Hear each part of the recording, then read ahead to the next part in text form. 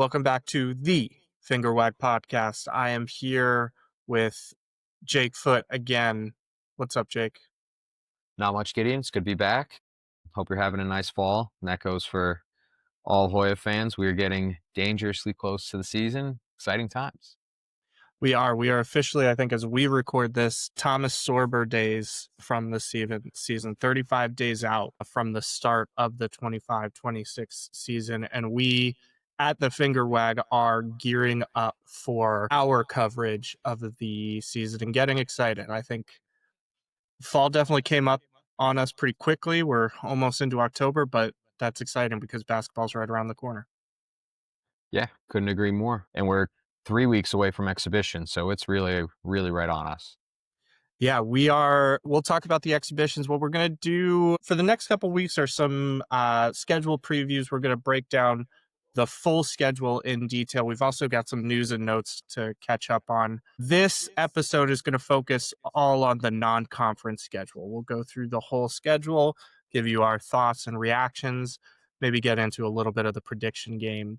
As we dive into that, though, before we dive into that, we've got a little bit of just some random news and notes to mention. The biggest one, I think, is a recruit who is going to be on campus for an official visit, homecoming weekend. That is Baba Oladotun. Really hope I got that name right. For those who don't know, and Jake, I'll turn to you for your thoughts, but Baba Oladotun is was previously the top recruit, number one ranked recruit in the 2027 class, has reclassified to 2026, and I believe is top 10. Another really, really good wing that the Hoyas appear to be on, and from Silver Spring, Maryland. So another local kid, another high upside 5-star recruit. And once again, Georgetown is on a top 10 kid in this class. Any thoughts on the news that came down about Baba? Well, it was surprising to hear that he was going to visit.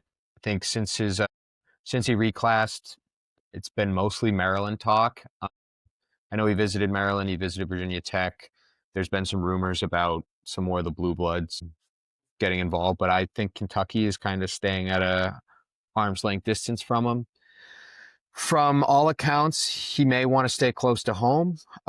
So it gives you a fighting chance there. And more than anything, encourage that they seem to be in at least a decent spot now with 4 guys that you could argue garner 5-star status. And if you could find a way to reel in any combination of those 4, that being Jordan Smith Jr., Caden Samuels, Alex Constanza, and now Baba, you'd have put together a really, really good class and put you in a really good position moving forward. So excited, but with tempered expectations for the time being. And Baba is a 6'10" swing, 10 small forward, rail thin at this point, but very, very skilled. What, if anything, do you take from the profile of guys? You mentioned the high pedigree, but the profile of guys that Georgetown really seems to be after in this 2026 class.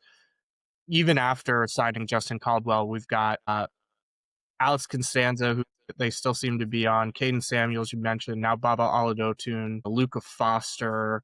All of these guys sort of seemingly fit a somewhat similar mold, though different types of players. Yeah, well, Baba specifically, I'm the type of guy that most teams would happily take a chance on. He's gotten the kind of baby Kevin Durant comparisons, which a lot of times is a kiss of death for these kids because it just means they're tall, skinny, and can dribble a basketball. But he had a pretty productive EYBL year.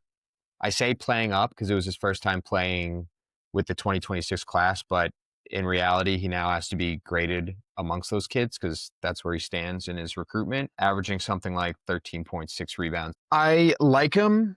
He still has a lot of work to do, which is obviously the case for any kid that's going to be 16 years old. He is on the smaller side in terms of muscle mass. The handle's legit. The jump shot looks legit, although has had some good, some bad shooting marks in depending on the competitions he's played. But he meets a common theme with a lot of these kids they're going after. If you look at the Caden Samuels, the Alex Constanzas, Cooley seemingly at the wing position, at the forward position, wants guys that are big and can score and can stretch the floor and have this switchability to them. I'd imagine in his ideal worlds, we're operating with a bigger backcourt where some of these guys, like a 6'9" Constanza or a 6'5", 6'6" Caden, can just play the two. Mm. And you're pretty amorphous between the 2, 3, and 4, and even the 1, 2, 3, and 4. But that may not be seen until after Malik Mack, that you're operating with a really big physical point guard as well. But that's definitely Cooley's vision, or so it seems. Yeah, and as we look at sort of where we stand in the class of 2026, obviously Justin Caldwell, the first commit for that class. And then you mentioned a lot of these really high profile, five-star, top 10, 15, 20 talents that Georgetown continues to be really involved in. Local kids, Jordan Smith Jr., the either top or top in the top 3 point guard in the 2026 class, another local from Paul VI. Caden Samuels, his team takeover teammate. We know that he visited, I believe, recently for an unofficial. And No, that was an official. was it official? All right. Yeah. So an official visit recently. But everything that Caden Samuels says seems to indicate that he loves Georgetown and he loves Cooley. I don't know that you can take much from that other than seems like a really nice kid who likes to talk about Georgetown. Yeah, I think on Samuels, you have a legitimate shot there. Mm. He took the OV with us. He took the OV at UConn, which is where his sister went prior to transferring to NC State. His sister, or he has said that his sister had a good time there, that she just left for basketball reasons and not because she didn't enjoy the campus experience or anything along those lines. But I'm not 100% sold on UConn prioritizing him. They seem to have also a lot of irons in the fire, also with a bunch of five-star kids. And the rumor was that he was going to visit some more places. Nobody knows what that is. It could be NC State, it could be Villanova, but there's kind of been up in the air as to who is actually pursuing him other than Georgetown. It's quite well known that and we've prioritized him, and some of what he said in the past says that really matters to him. So we'll see. He'd be a really, really nice get. Local kid, big time shooter, big time scorer. Top 40 kids don't come around all that often for us. Yeah. They're also continue to be on Alex Constanza, Luca Foster. If anything changed since we last talked about these guys in terms of, who's most likely to land, who you would most like, any change in your attitude towards any of these guys? Well, Foster, I'm not sure if we're still pursuing the way we were, because he was supposed to visit this past weekend, and I think Tipton posted something that he was at Oregon. So maybe he switched up his schedule visit, or maybe he just scrapped the Georgetown visit. It's unclear. Alex Egbuonu, I may be mispronouncing his name, but he was a BABC kid from Mass that they've recruited as well, who also canceled his visit. So maybe that means that the staff has figured out they're in better shape with other wings and that one of these 5 stars they really have a shot with. Constanza just visited Kansas, which typically is never a good sign, but Kansas is going to have a week or two here where they get a bunch of commitments from guys that are top of the top players in the class of 2026, and they may not be prioritizing Constanza like we may be, but also the Baba interest and visit may be an indication that we're pivoting away from Constanza. It's hard to tell at this time. It's, none of these kids have really committed, but October is kind of the run where you're going to start seeing all these official visits, the staff's having to say yes or no to some of these kids and a run of commitments. So we'll see where we lie. Jordan Smith, on the contrary, is probably not a guy that commits in October and is probably a guy that's end of the cycle, because that end of the cycle will determine how much money a kid like that at the top 2 or 3 players in the country gets and what type of role and what type of rosters these other teams are going to be offering and working with. And just for the listeners' note, it seems to be a 3-horse race between us, Calipari, and Duke. So heavyweight fight. There you go. We will continue to keep an eye on it, keep you all updated. Move now to coming up next month, or this month, if you're listening to this in October, as we recorded the end of September. We've got 2 exhibition games that at least one should be viewable by Georgetown fans in the district. Not sure what the plan is for potentially broadcasting those games. We will follow that, but we've got 2 exhibition games. One playing George Washington at George Washington on the 18th of October, and then headed down to Lexington to play Kentucky, Big Blue Nation down there, on the 30th of October. This comes on the heels of the change in the secret scrimmage rule that now allows for secret scrimmages to be not secret. So I think we're seeing the effects of that, and it's great to see. Did see the George Washington tickets to the George Washington game are on sale if you want to go. I think the Finger WAG will try and be there to cover it for you, and then we'll see about the Kentucky game. What are you looking for in these games? What are you thinking, particularly as we look at the playing a blue blood in Kentucky in late October? Well, I think GW is going to be fun. GW's probably got the best team that they've had in 5 or 10 years, anchored by a former Cooley player and Rafael Castro, who I don't know if he was much at Providence, but last year put together a 14-9 season at GW. So, a decent enough big, which is also a good comparison for where Vince and Julius is at, and will give us another data point on what the center rotation may look like and what sort of progress has been made since Global Jam. But that'll be a fun one. And if GW punches you in the mouth a little bit, or if it's a close game, I wouldn't freak out. GW is probably going to be a borderline top 100 KenPom team this year. That's going to have 3 guys that have scored. Well, they're really going to start 4 guys that have scored 10 plus a game in the A10, plus probably a Hofstra or Western Kentucky transfer that also scored quite a bit. So they've got a decent group. The really fun one will be Kentucky, another one where we might get our butts kicked, especially in kind of a scrimmage setting where you're probably trying stuff and playing some backups, because Kentucky's going to be very, very deep. They go 12, 13 deep with not only high major contributors, but guys that probably belong starting on high major teams. But that'll just be fun, just to play a team of that quality at a venue like that in the lead up to the season. Yeah, and we're already getting some, I guess you could call it, trash talk from George Washington. I saw a post that they shared on their socials saying it's the battle for the district or something like that. I don't know about all that for an exhibition game. Also, yeah, let's be honest, if we're talking about basketball in the district, we're talking about Georgetown, but a little fun, little atmosphere that we could have at that game. Yeah, it could be fun. I would not mind playing them in the regular season, likewise with George Mason, but we probably want to put ourselves in a little better footing before we're doing that. But yeah, it may mean a little bit more to GW than it does to us. I imagine we'll be trying stuff. Yeah.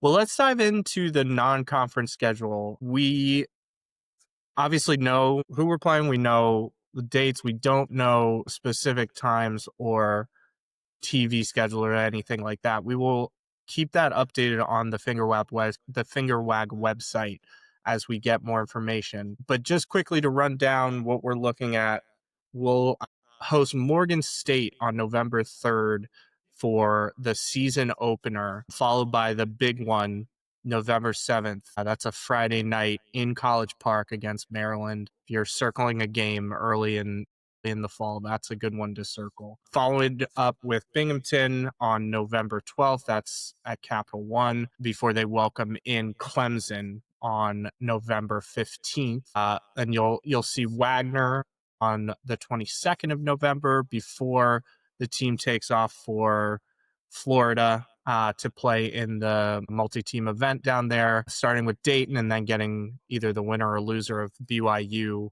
Miami, coming back from that to play a tough one on the road in Chapel Hill against North Carolina on the 7th of December, then a little bit of a break before they close out the non-conference schedule with St. Peter's in McDonough on the 17th of December. That's interesting to me that they're playing in McDonough on the 17th, because I would imagine there are probably not a ton of students on campus on the 17th, but maybe. And then one final non-conference game actually coming sort of in the middle of their conference schedule, which we'll preview on another episode. But December 22nd, they'll welcome Coppin State to McDonough. Um, so a good mix of, your typical cupcakes and a couple of, I think, welcome, challenging games there. Let me start just, Jake, with your kind of overall thoughts on the non-conference schedule. I think we've talked about it a little bit, but just as you look at that group as a whole, how does it shake out to you? Pretty fun. It's definitely the most competitive non-conference schedule we've put together since the times of JT3. Probably the last one that was this good was the year we went to Maui, which feels like forever ago. Yeah. Pretty much was. You're still going to have your cupcakes. I think everybody that they scheduled is either, it's going to be the 5 top 75 opponents and the 6 300 plus KenPom teams. There's not much to note of those 300 plus KenPom teams. Morgan State's kind of fun because Kevin Broadus is an old friend, their head coach. That's one you probably wish was in McDonough because it's the home opener. Students might get excited. The other 2 McDonough games, I think those are in McDonough because nobody's going to be there, students aside. But there's not much to take from those 6 teams on the schedule. If you lose any of those 6 games, we got problems. But we'll cross that bridge when we get there. Yeah. I want to talk about this multi-team event, the tournament that they'll be playing down in Florida over, I think it's Thanksgiving or in and around there. So obviously starting with Dayton, what should we be looking for against that Dayton team? And do you think Georgetown, form aside, injuries aside, just looking at that game on paper, what do you think about that matchup? I think you could argue that it's fortunate that you drew Dayton instead of BYU or Miami because it gives you the most likely chance at winning the first round and playing for a championship. But at the same time, it makes that Dayton game even more important because I think if you are serious about the tournament, you have to go to this event and get at least one. And I'd much rather that come in the first game against Dayton than having to fight for it in a consolation game against potentially a ranked team. Now, Dayton is going to be pretty good. Probably one of the 2 or 3 best teams in the Atlantic 10. They bring back 2 starters, Javon Bennett and Amel Latang, who's their French center, both of which solid A10 players. And then they supplement those guys with 4 or 5 quality transfers. You may remember Jordan Durkak from when he played at Merrimack 2 years ago, when he was the NEC Player of the Year. But he's coming over from Rutgers where he had a pretty bad year. Deshane Montgomery comes from Georgia, a solid rotational player on a tournament team. Prior to that, he played at Mount St. Mary's, also played against us, but he was a freshman that year, probably wasn't too memorable. And then the big one they got was Keontae Jones, who's a forward wing, kind of do it all guy from Cal State Northridge. Previously committed to USC, who reneged on that commitment once they started to get a loaded front court. Wasn't totally recruited. There was some questions of some off-the-court stuff, but after not visiting Alabama, he ended up at Dayton, and he's a real quality guy at a mid-major level. If you went further down their bench, Malcolm Thomas transfers from Villanova after redshirting. He was a DeMatha kid. Adam Ng, I think that's how you pronounce his name, NJIE from Iona, was a pretty good player in the MAAC last year. So they're probably going to go 8 or 9 deep with quality players. If you've seen Durkak, Montgomery, Jones play, they're going to have a hard time shooting the ball, but they're probably going to be a pretty physical test. And the game probably kind of plays into our hands that it's going to be a bit of a rock fight, and we probably have the better guard play and top end talent to score in the half court, but it'll be a fun one. And then obviously, depending on the result in that game and the result in the other game, you're going to get either a BYU team that is at the top of college basketball in terms of resources and money spent on their roster, also bringing in the top freshman in the class this year in AJ DeBansta, or Miami, who is coming off of the Jim Larinaga regime, transitioning to the Jai Lucas regime, the assistant coach or associate head coach at Duke for a while with a team full of transfers as well. Assuming Georgetown can pull out the win against Dayton, who do you think who do you think wins between BYU and Miami, and who would you like to play out of those two? I think the answer to both those questions is probably BYU. Yeah, I'm with you. My question on Miami isn't about their talent. I actually think they're better than most, better than on what some of the national guys are saying about them. Yeah. But I think there are fair questions. We have no idea if Jai Lucas can really coach. His claim to fame has definitely been the connection he makes with these kids and his ability as a grassroots recruiter. And he's going to get kids to Miami. They have the resources, and he's got the Florida connections and some Nike connections. So I'm sure he's going to do great there. But BYU has the coach that proved it last year. They have 3 major rotation players back from a team that was a Sweet 16 team. They add 2 top-of-the-line guys in Rob Wright, who's the point guard from Baylor, and Dabonsa, who's, however way you slice it, one of the top 3 freshmen and likely top 3 picks in the draft next year.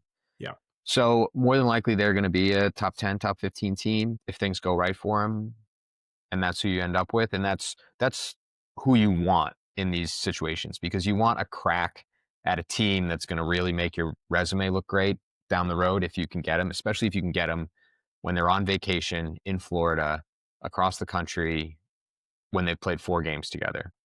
So I'm hoping for BYU. And Dabonsa might be appointment television.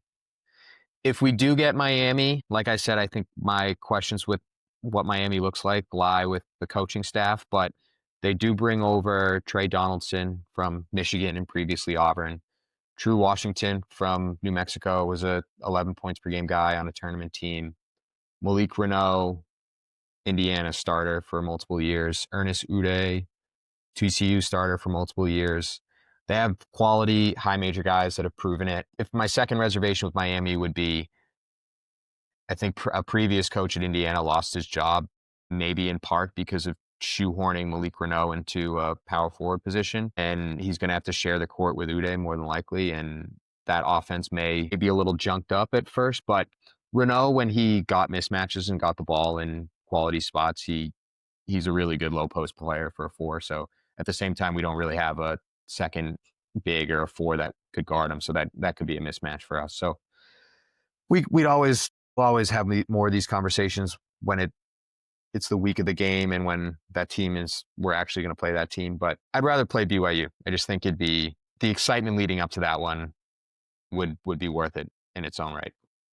Yeah, and I'll have to look back and see if Georgetown has ever faced off against BYU basketball. At least to my knowledge, they have not. I don't remember ever playing BYU, but that obviously does not mean it didn't happen. I think you mentioned the Miami lineup and the roster that they have there. Obviously a new coach comes in, so they're trying to build on the fly, but they look like a very sort of typical NIL era roster, bringing in the guys you mentioned, Malik Reneau, Trey Donaldson, Ernest Uday, True Washington. These are high rated portal guys who are older and looking to stretch their careers and play their way into the league. And that's just less exciting to me than a team at BYU that a little bit more sort of cohesive.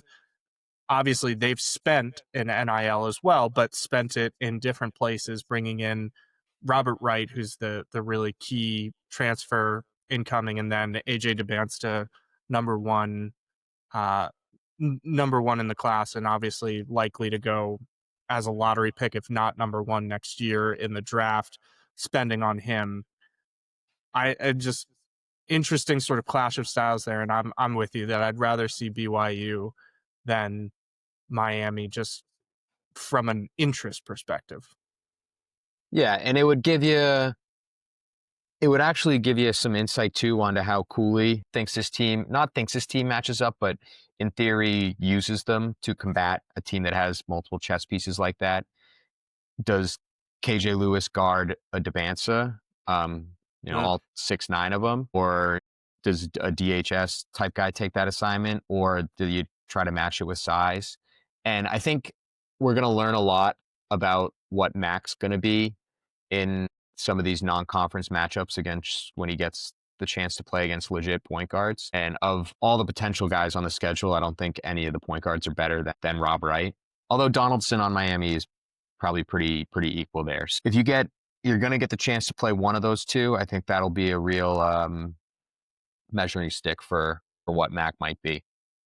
Yeah, either way, you're going to get a good game and a chance to really put a signature win, really two signature wins on your board. As it sits now, Thomas Sorber days out from the season start. What are your predictions for the multi-team event? I'll say you beat Dayton and you lose to whoever you get in game 2, but I think whoever they get in game 2, it's going to be a closer game. Well, we got to beat Dayton first. Yeah. And I'm not totally convinced of that, but provided you do win that game, I think whoever you play in that next game, you're going to keep it closer than most would expect. And it might be this junky game that's decided in the last moments, just because I think this Cooley team, especially early in the year when some of these opponents haven't played much together, especially these portal teams, we're going to have an ability to junk up games and keep them a rock fight, which I think gives you a chance. It's just going to come down to some late execution. Yeah, I'm with you because it's Thomas Sorber days out and we're still in a very optimistic mode. I'm gonna agree with you. I think you beat Dayton and then get BYU in the final, and I'm gonna say they win a very, very close game against BYU. And the talk of that game is, wow, KJ Lewis locked up Debansta. And oh, look at that. They switched Vince Iwuchukwu onto him a bunch, and he could not deal with the size and length of Vince Iwuchukwu there. Keba Keita from BYU also fouls out in 5 minutes of play. It has a tendency to foul like that. But again, BYU is going to have a lot of pieces, Yeah. but it would be a really fun display of defense if we pull that off. I love the optimism. Yeah. It's time to be optimistic. Either way, I think you're catching those teams at a good point in their schedule early on before they really solidify. It's an opportunity to throw one up on the board for sure. And you could say that about all 5 of these non-conference games against top 75 opponents. You probably need at minimum 2, desirably 3 or 4, but it's going to be a good time to catch all 5 of these teams. Yeah. Early in the season with our style of play, which is going to be kind of cage fight, old school Cooley. So we'll see. Yeah. So we're going to assume we're not going to dive too deep onto the Ken Pom 300 plus games. We mentioned those a little bit. Morgan State, Binghamton, Wagner. The only note I'll mention on Wagner is the Wagner coach was just recently let go due to reports of player abuse of some kind. Really not a great story out of Wagner. That team seems to be in tough shapes. You've got that one as well as UMBC and St. Peter's and Coppin State. All of those, as you said, you expect to win. If you don't win, that's a problem. Do any of those teams worry you at all in terms of, a trap game or Georgetown getting caught on one of those? It really no. I've looked at all their rosters trying to find something that might scare you. And there's really nothing. Maybe you think Morgan State, first game, we haven't played much together. It's going to be probably a not very busy Capital One on a Monday night, and you may come out flat. But Morgan State, Broadus hasn't put up a fight against a high major team pretty much for as long as he's been there. And that's not only a level below you, but that's like 3 or 4 levels below you. I sound a little cocky, but no, I really don't think any of those 6 teams pose a serious fight against you. And I think you've constructed a roster that even if you don't make a ton of shots, these teams shouldn't be scoring 50 against you the way we're going to play. Yeah, Georgetown's just going to be too solid and too physical and too athletic defensively for any of these teams. That isn't to say that they're going to win all of these games by 25 plus and everybody's going to be feeling great because everybody looks great. I think you'll look clunky at times. Typical sort of early season cupcake matchups. But as I look at these teams and these rosters, there's, feisty 300 plus Ken Palm team in here. These are teams that you should and hopefully will handle solidly. Yeah. And And if you don't, that's a problem. that's the nature of this level of NCAA now, that if UMBC or a Wagner even puts together a halfway decent season where two kids show they might belong up on a level above, the next year they're at that level above. Like UMBC had Marcus Banks Jr., who's at UMass now. I know St. Peter's lost basically their whole front court. Yeah. Coppin State had the one guard that was a decent player last year, and I think he went to Jacksonville State. So they're replacing these guys with D2 players, with JUCO players, and they would really have to strike gold to put together a collection of 5 guys that can play with high major teams. Yeah. So that leaves you with the 3 sort of marquee non-conference games that you have on your schedule. Again, very, very welcomed on this schedule. The Maryland game, again, that's November 7th in College Park. Second game of the season. That's going to be just absolute banger. Then you've got Clemson, Capital One on a Saturday. Expect that to be an afternoon game. Hopefully students are up for that. And then North Carolina in Chapel Hill. We'll talk about all of these games, but let me start with which one of these 3 is your favorite? Maryland, I think it's my favorite one you. we've had scheduled in like a decade. Just timing of it. Maryland's a little raw, first year Buzz Williams, that is. Who knows really what it looks like. I don't think they're all that talented. They're kind of similar to us in that they're going to be pretty physical, pretty switchable on defense. And there's a chance that game is just a total war and a total shit show, for a lack of another word. And I just think it's fun. And Georgetown, Maryland needs to happen. It needs to happen for recruiting purposes, for college basketball interests in the DMV, and just for if Georgetown is going to hopefully continue to take the steps to improve, we have to establish games that not only do people from the DMV want to go to and watch, but games that a national crowd may draw interest to, which that could in years' time if you establish some sort of rivalry. So really excited about that. It's hard to put Carolina in the Dean Dome not number 1. Yeah.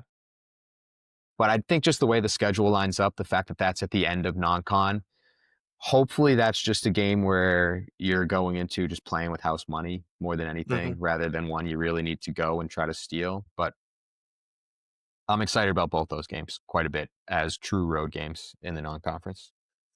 Yeah, I'm with you. The Maryland game is by far my favorite game on the schedule. I will say I'm not sure it was certain.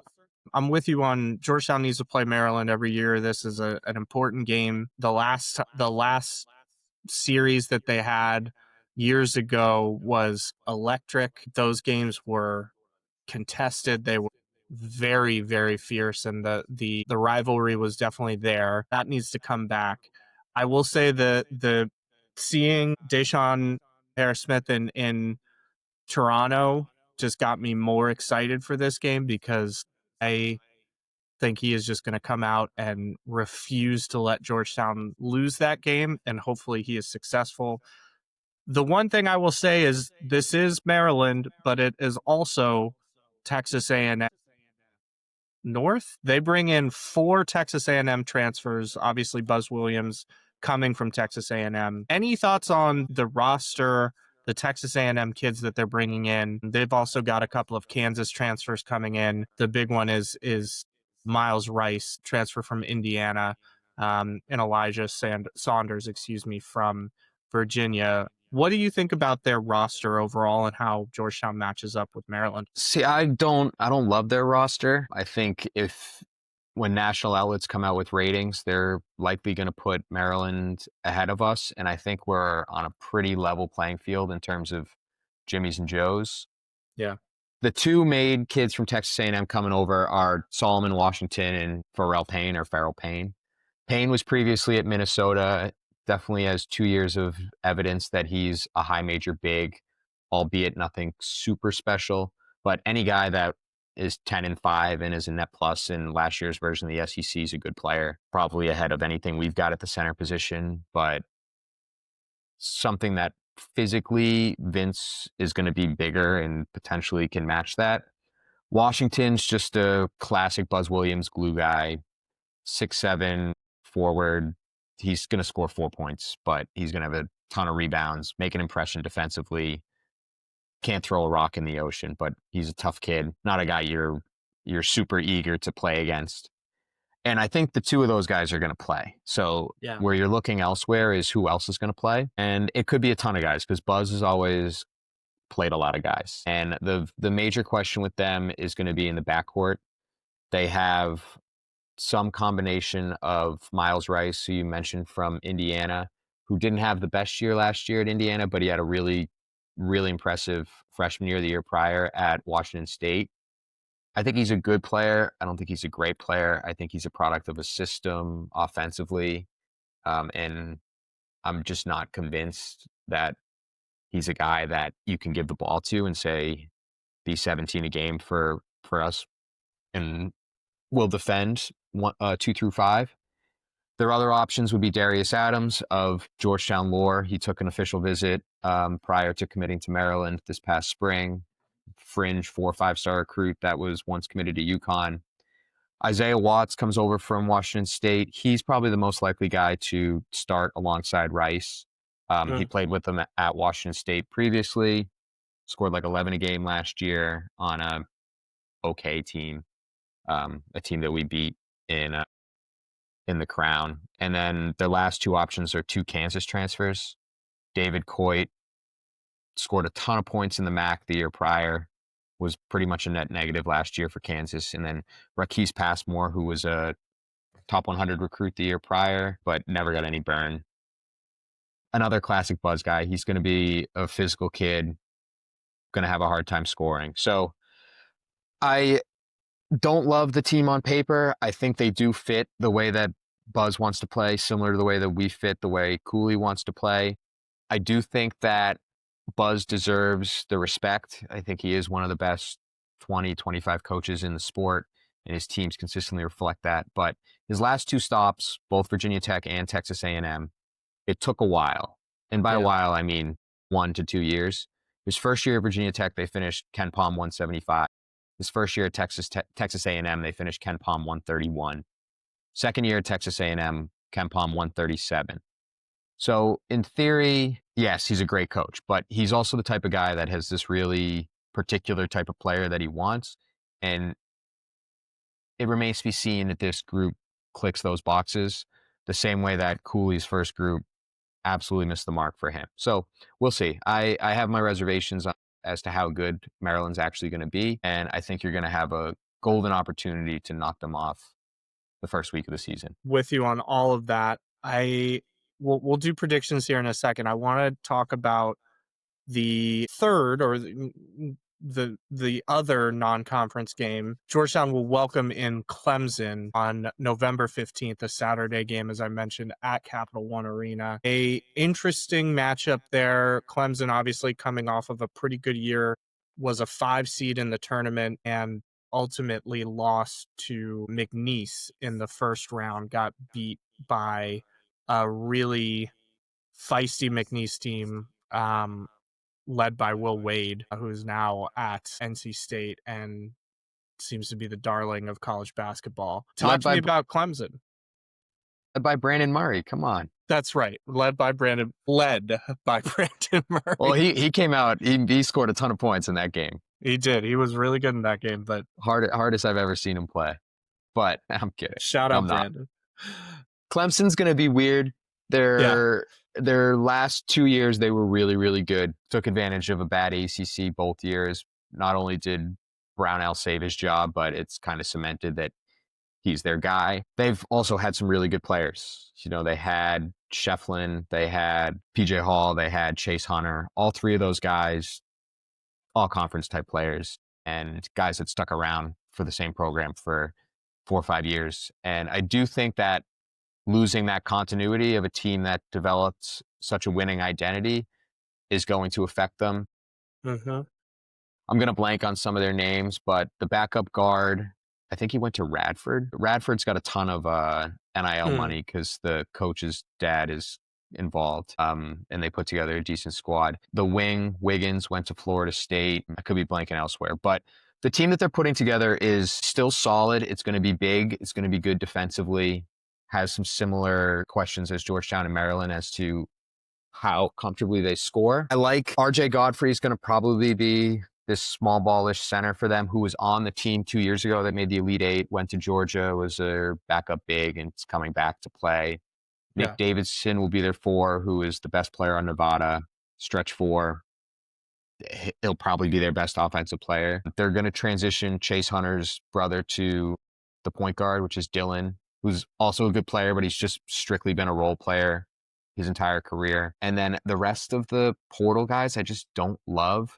They've got a guard from Middle Tennessee State that scored 15 a game, guard from UAB that scored 9 a game, a center from Utah Valley who was a good player at Utah Valley and was the WAC Defensive Player of the Year, but I'm not convinced. He shot like 46, 47% from the field in the WAC. Again, a team on paper that you say, we're probably better than, we're playing at home, we have a little more continuity than, we should beat them. But I'm not going to put it past Clemson because they're well coached to an extent, and they play hard, they play physical, and they're going to defend, which might be a kryptonite of ours. Yeah, I'm with you on all that. I just think this is a game that you got to win if you want to be a serious team. Agreed. You have to have it. It's your one real home non-conference game. If you lose this one, you're chasing the rest of non-con against some really quality opponents that you're less likely to win. Yeah. And I think a game that they have to win, a game that I think they have the potential to win. You know, Clemson is going to be well coached, solid, but I'm with you. I don't see a lot of, natural continuity in this roster. Obviously, maybe Ian Schefferlin decides to stop playing football at Clemson, which is what he's currently doing, and suit up for Clemson in the fall. Scheflin was out of basketball eligibility, and they threw him a bone for the football. But he definitely can. If he could suit up, I think he's the type of guy that'd be playing forever. Yeah. He looks like it.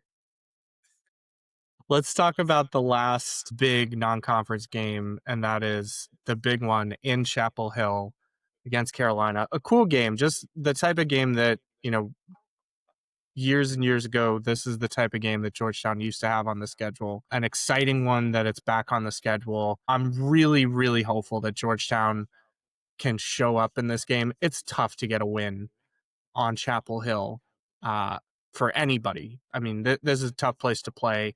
And despite the everything that went down with Carolina last year, underperforming a little bit, obviously, they are going to be a good basketball team again. And you just want to show well in this one. And if you can squeak out a win, that is let the hype train roll. What are your thoughts on the North Carolina matchup? They're going to be better than you. They're going to be playing at home, but it is Hubie. Yep. Sometimes flip a coin whether Carolina is ready to play or not. I think their biggest weakness is that they really don't have a point guard, or they do have a point guard, but is he at Carolina's level? Rumor is they paid quite a bit of money for Kyan Evans from Colorado State, who was originally supposed to follow his coach to Minnesota, but when Blue Bloods come calling, you head their way. And he's a good player. He's averaged 11 a game on a tournament team. He shot 45% from 3.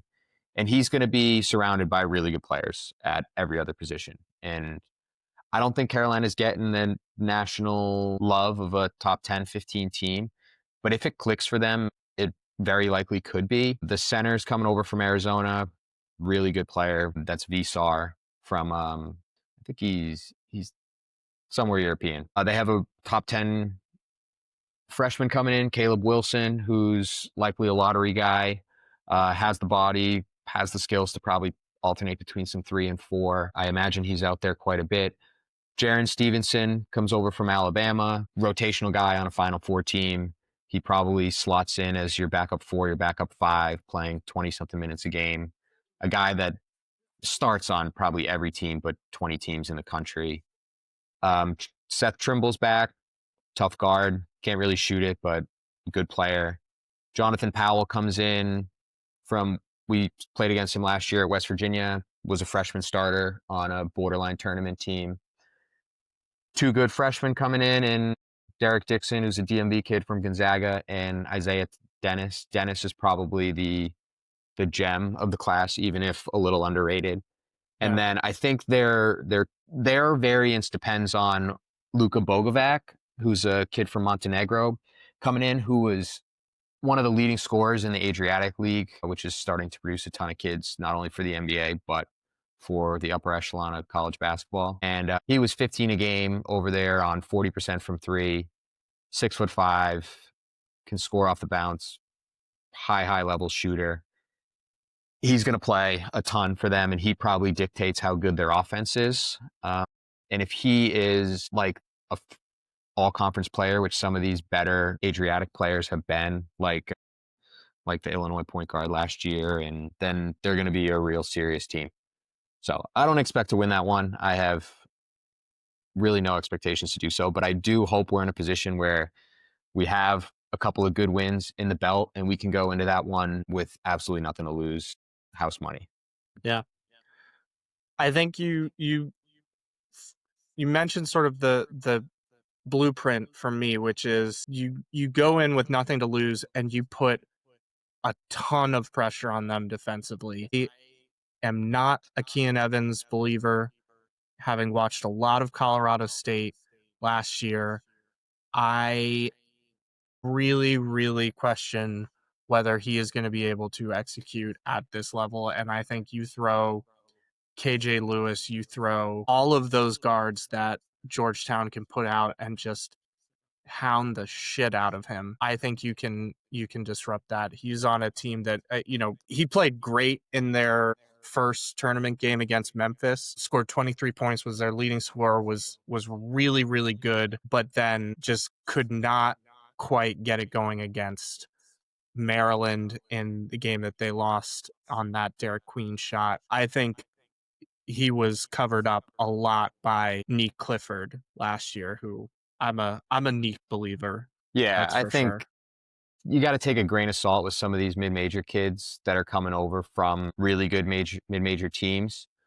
A lot of some of their production is due to a combination of a great coach coaching at a level he's above, a roster where they're better than the teams around them, and very typically, like you said with Neek, one guy that's just so head and shoulders above that he single-handedly wins games. And Clifford was like that. I touched upon True Washington earlier for New Mexico, but their point guard, Dent, who's at UCLA now, is like that. It's pretty easy to be, or it's easier to be an auxiliary part for Colorado State playing at midnight against Boise State than North Carolina, where you have 1,000 Instagram comments after every game, depending on how you played. Yeah, and I just think that this Georgetown team, as we saw in Canada, is tough, and that's a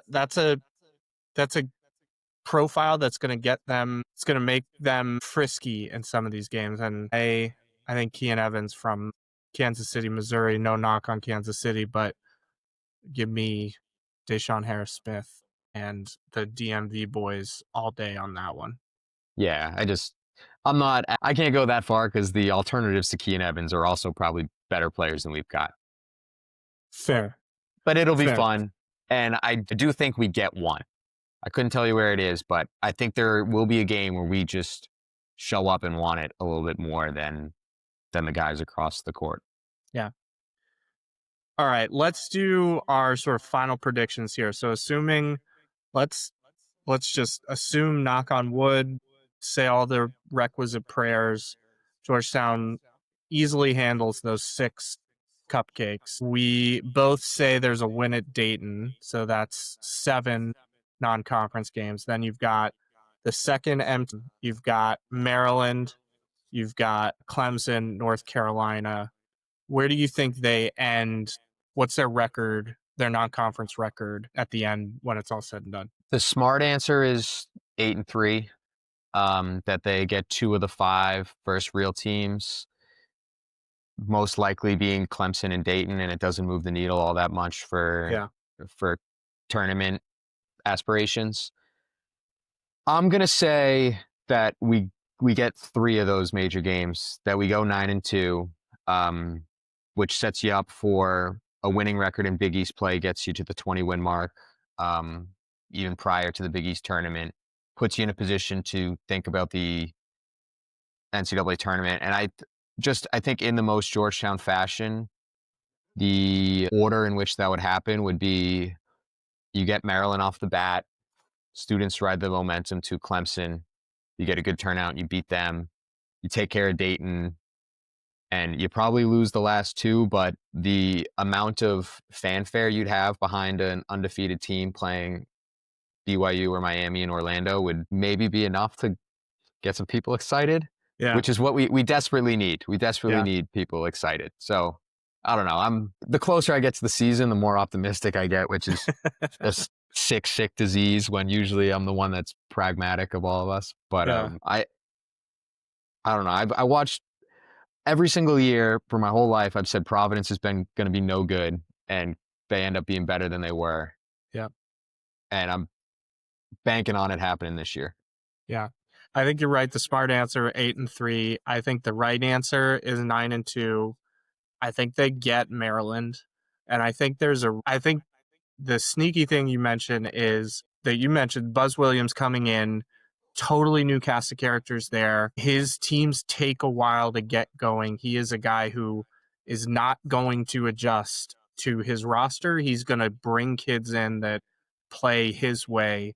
And once he gets them, those teams are tough to play against, tough to beat. But there's some variance there. And I think Georgetown, playing in Toronto and getting some of that experience puts them head and shoulders above where some of these other teams, particularly Maryland, is going to be in the first week of the season. And I just think going into that, it's probably a kind of gritty game that Georgetown just pulls out because they're just a little bit ahead of where Maryland is. I know I said they'll beat BYU.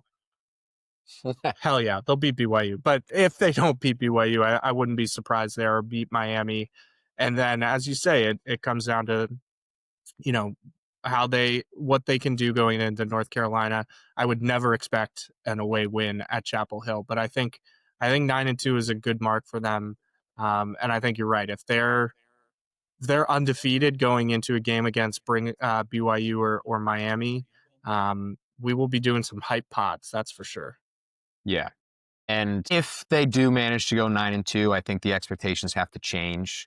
Yeah. And you have to find a way to make the tournament. 100%. That needs to be the goal, which I know the group is going to say that that's their goal, and it should be, because they're getting closer and closer to that benchmark. Yeah. A last point, especially in regards to the Maryland game being so early in the season, 4 days into the season. I love that they scheduled Kentucky in the scrimmage, even if you get your ass kicked. Like, I'm okay going there and losing by 35. You have to, if you're going to play a game as important potentially as that Maryland game 4 games into the season, you need to have taken a punch prior to that, which to some extent Kentucky will be. So again, I agree with you that you got 4 games of Global Jam, or it was 4, right? Yeah. 5. However many games with the exhibition, with four real games. Yeah. However many games of Global Jam, plus GW is probably going to operate like a real game. Kentucky, which is going to be a extremely high level opponent. You should be ready, and then you just got to execute. Yeah, it's a great extremely point. Excited. It's a great point. I think it's really smart to not have to go into that Maryland game not having seen high elite level athleticism, speed, skill, and talent. You've seen that before. Even if you get blown out, as you say, at Kentucky, that is not going to be a shock to the system coming off of Morgan State. And as you say, that GW game is going to be competitive, and they've got guys who can who could score. So I think it's a really, really smart approach from Coach Cooley. And I'm with you. As we get closer to the season, I am more and more optimistic. And we'll just sort of note on my ledger here: Georgetown takes down BYU. AJ DeBansta gets shut down by Georgetown's defense. We'll run with it. Print it. All right, Jake.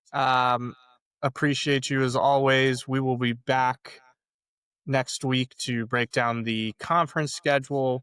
We will have some more preview pods coming up. We're hoping to have a few special guests also jump on the pod in the coming weeks here as we sit 35 days, Thomas Sorbiter days out from the regular season. Excited to get some Hoya basketball.